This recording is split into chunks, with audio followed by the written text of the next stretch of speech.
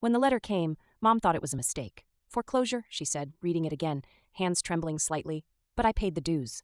I hadn't been home in 3 years. Mom and I had our silences, but the voicemail she left that night, tight-voiced, calm the way a person is just before they break, made me book a flight. Chambray Meadows, the same stucco houses, the same perfectly trimmed hedges, and now, apparently, the same HOA that was trying to take my mother's home over $800 in late fees and administrative penalties. I arrived the day before the emergency hearing.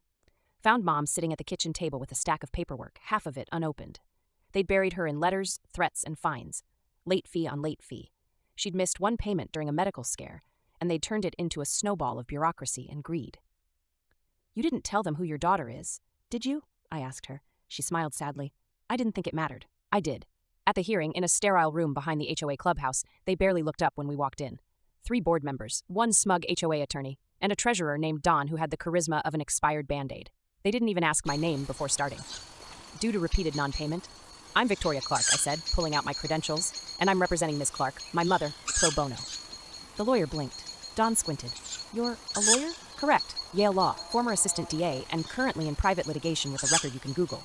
Don's mouth opened, then closed. We spent 20 minutes going over the ledgers. I pointed out double charges, phantom fees, one line item labeled simply administrative integrity fee, $127 billed monthly.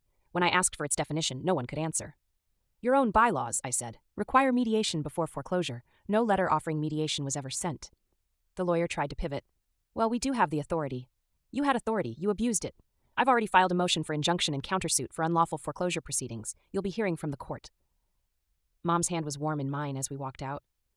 2 weeks later, the board resigned. Turns out, Don had been pocketing portions of the dues and funneling them through contractor services with no actual contractors. At the next HOA meeting, open to all residents this time, someone brought cupcakes and someone else brought a petition. It passed unanimously. No more fines over $100 without a hearing, no foreclosure without independent mediation, and no more Don.